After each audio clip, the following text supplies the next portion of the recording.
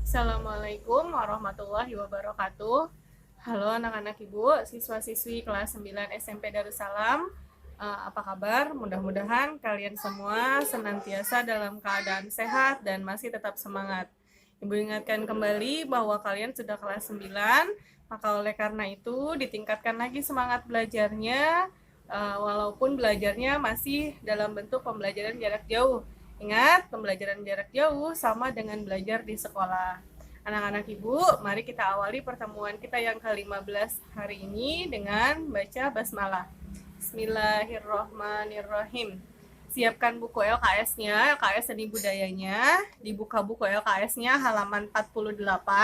Hari ini kita akan melanjutkan pelajaran kita tentang drama teater, pementasan drama teater, melanjutkan yang kedua yaitu latihan olah vokal. Kalau kemarin kita belajar latihan olah tubuh, pada pertemuan kali ini kita akan belajar tentang latihan olah vokal. Namun sebelum Ibu menjelaskan, ada dua hal yang harus diingat. Yang pertama, link untuk ujian praktek yang kemarin, olah tubuh, itu masih dibuka. Jadi bagi siapa yang belum mengerjakan, Ibu tunggu untuk segera dikerjakan. Karena jika tidak mengerjakan ujian praktek tersebut, maka nanti di rapot tidak akan ada nilai keterampilan. Jelas ya? Kemudian yang kedua, nanti di tengah-tengah video ini akan ada token untuk mengisi absen di link Google Form yang disertakan bersama dengan video itu. Maka dari itu, tolong disimak baik-baik videonya, didengarkan materi yang disampaikan, sambil dilihat di LKS-nya. Ya.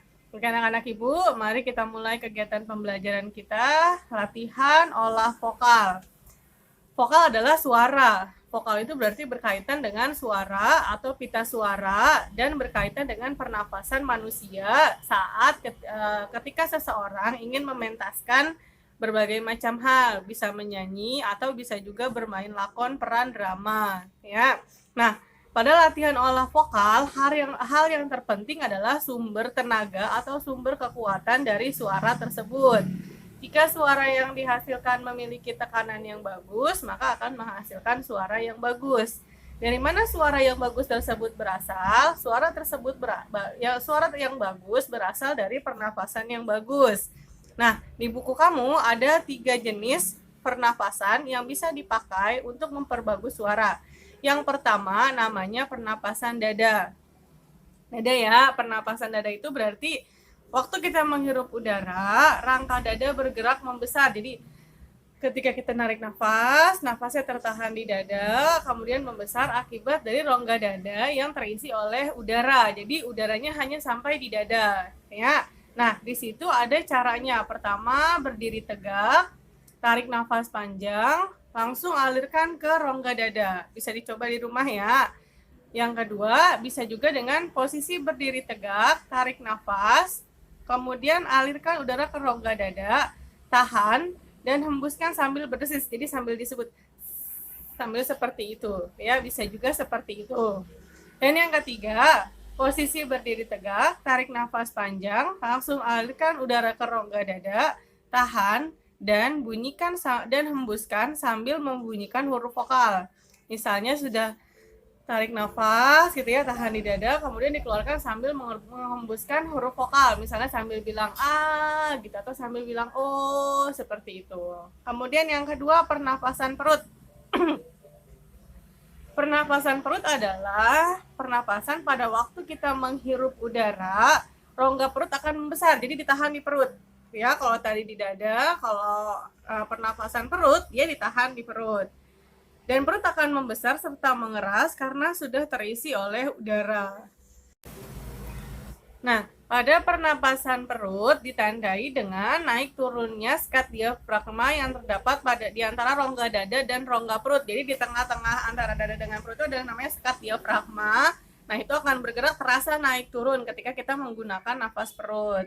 Nah, cara melakukannya yang pertama, berdiri tegak, tarik nafas panjang, langsung alirkan udara ke rongga perut, tahan. Jadi dia lewatin nih dada, narik nafasnya disimpan dalam perut, gitu ya, ditahan, kemudian pelan-pelan lalu dihembuskan biasa gitu ya.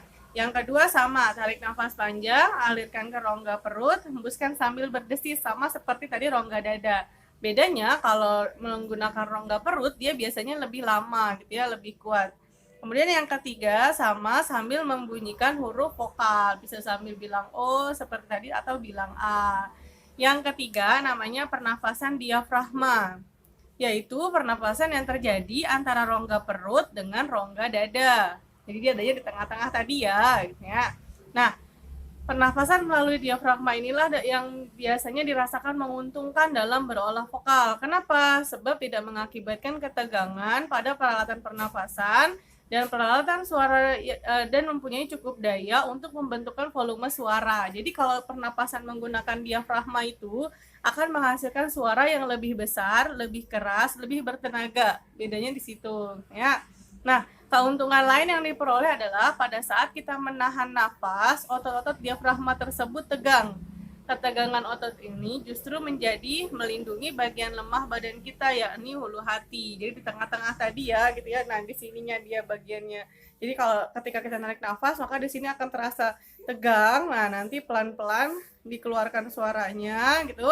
Nah, itu akan membantu melindungi ulu hati atau bagian samping hati kita, ya. Nah, yang keempat, bagaimana cara membentuk suara? Pembentukan suara diperoleh dari nafas yang keluar melalui trakea. Trakea itu ya di tenggorokan gitu ya, bagian-bagian dari tenggorokan. Pada lari akan menggetarkan pita suara dan karena getaran itu timbullah suara. Namun suara baru akan terdengar baik ketika telah berresonansi pada salah satu resonator. Baik rongga mulut, jadi dalam mulut kita itu ada rongga resonansi namanya resonantor. Nah, disitulah nanti muncul atau berkumpulnya suara kita sebelum diucapkan, ya. Rongga hidung, dari hidung. Kan ketika kita pilek suara kita berbeda. Kenapa? Karena suara itu juga melalui rongga hidung kita, ya. Kemudian rongga mulut bulat, maka suara yang diproduksi akan bulat juga. Misalkan ketika kita bilang O, maka mulut kita juga seperti huruf O gitu ya. Ketika kita bilang I, maka rongga mulut kita pun akan mengeluarkan huruf I seperti itu. Tetapi kalau rongga mulut ditarik lebar ke samping, maka suara yang diproduksi akan terdengar cempreng. Misalnya ditarik suaranya ke samping gitu ya, maka suaranya akan berbeda. Silakan dicoba di rumah, nggak apa-apa. Nah, seorang aktor harus bisa lebih menekankan pemberian karakter pada suaranya. Jadi artis itu terkenal atau seorang yang mementaskan drama itu harus terkenal dengan ciri khas dari suaranya masing-masing. Seorang mengolah tekstur dan warna suara yang sesuai dengan peran yang dimainkannya. Perannya jadi apa? Kalau jadi ibu-ibu ya berarti suaranya harus ditekankan pada suara seorang ibu. Apa ciri khas suara seorang ibu? Misalkan suaranya ngebas gitu, keras. Nah, itu seperti itu. Misalkan diperankan sebagai seorang pejabat atau pengacara, oh suaranya berarti terkesan berat, elegan, nah seperti itu. Jadi sesuai dengan perannya masing-masing. Yang ketiga, latihan teknik olah vokal. Jadi sekarang latihannya yang kita bahas. Oke, pada latihan teknik olah vokal ada beberapa hal yang harus diperhatikan. Yang pertama, tujuannya adalah untuk menciptakan artikulasi yang baik. Artikulasi yang baik dapat dicapai dengan menempatkan posisi yang wajar, tetapi dengan penggunaan tenaga efektif dan terkontrol. Nah, apa saja yang bisa dilakukan agar suara kita bagus atau agar suara kita sesuai maksimal dengan peran yang kita mainkan? Yang pertama adalah bibir. Sangat berperan dalam membentuk huruf-huruf hidup seperti M, kan pakai 2 bibir ya, B, kemudian P, dan latihan membentuk mulut dengan ruang gerak yang maksimal. Misalkan bunyi A, I, U, E, dan O, ya. Kemudian yang kedua lidah, bagian mulut di dalam, berperan dalam membentuk bunyi huruf mati seperti C. C kan berarti pakai lidah C, ya.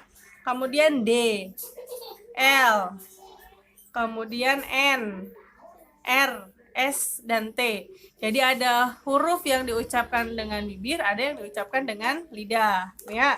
Kemudian latihan yang dimaksud untuk mencapai tingkat kelenturan, misalnya menjulurkan dan menarik lidah berulang-ulang, menjulurkan dan menarik ke atas ke bawah, samping kanan kiri, untuk membuat berupa gerakan lingkaran memutar gitu ya. Tempelkan ujung pada gigi seri atas, lalu dorong lidah keluar. Kayak misalkan bilang C, atau bilang D, atau bilang L. Misalkan L, yang lebih jelas tuh bilang L. Jadi lidahnya ditahan di gigi agak keluar gitu ya. Yang ketiga rahang. Rahang tuh sini nih, bagian mulut nih namanya rahang. Yaitu cara melakukannya pertama tutup dan buka mulut selebar mungkin berulang-ulang. Ini kalau di kelas disuruh praktek sama ibu. Jadi buka dulu mulutnya, kemudian buka dulu mulutnya sebesar mungkin, masukin, kalau biasanya masukin 4 jarinya gitu ya, 2, 3, 4, nah sampai full, kemudian baru ditutup lagi. Lakukan berulang-ulang gitu ya.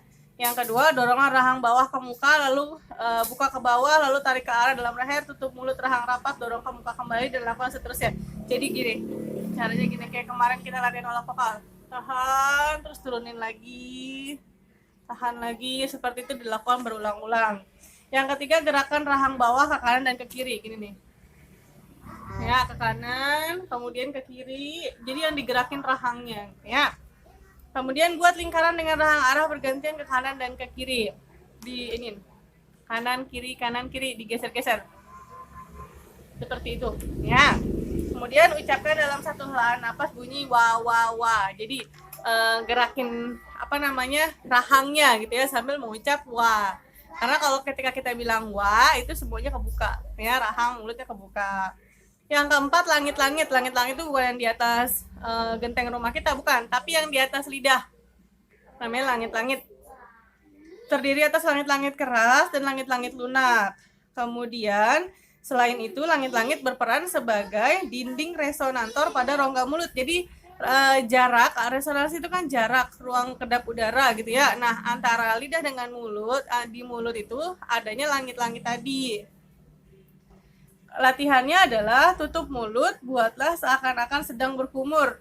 Buka rahang bawah, tapi bibir tetap rapat, tekan langit-langit ke atas dan ke bawah pula. Jadi tutup, lidahnya yang dimainin. Ya, ditutup, lidahnya ke atas ke bawah, nah dimainin. Yang kedua, tutup mulut dalam keadaan rapat, kemudian lakukanlah seolah Anda mengucapkan bunyi M, B, K, N, atau eng. Ya, nah ditutup aja, coba sendiri di rumah ya. Dan yang keempat, latihan artikulasi. Bermain drama khususnya dialog atau mengucapkan kata-kata pada naskah drama harus jelas kelafalannya. Hal tersebut supaya mendengar dapat mengerti apa yang disampaikan. Artikulasi pada teater adalah pengucapan kata melalui mulut agar terdengar dengan baik serta jelas ya. Jadi ketika kita ngucap huruf A, maka yang keluar adalah huruf A gitu. Itu maksudnya artikulasi, pelafalan kalau nggak ngerti. Nah, dengan demikian telinga para pendengar dapat mengerti pada kata-kata yang diucapkan. Beberapa sebab yang mengakibatkan terjadinya artikulasi tidak baik. Yang pertama, karena cacat artikulasi alam, yaitu misalnya orang yang gagap bicara gitu ya. Sulit mengucapkan salah satu konsonan, misalnya cadel R, nggak bisa ngomong huruf R gitu dan sebagainya.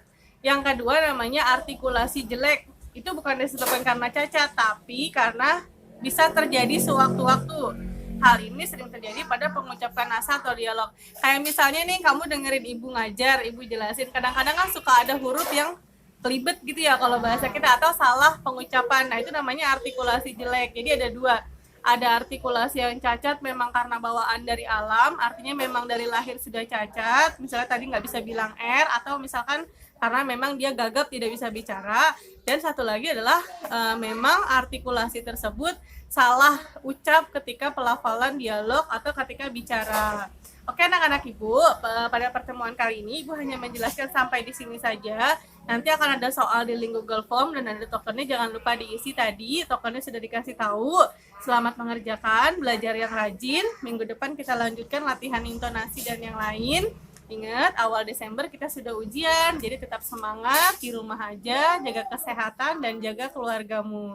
Terima kasih. Assalamualaikum warahmatullahi wabarakatuh.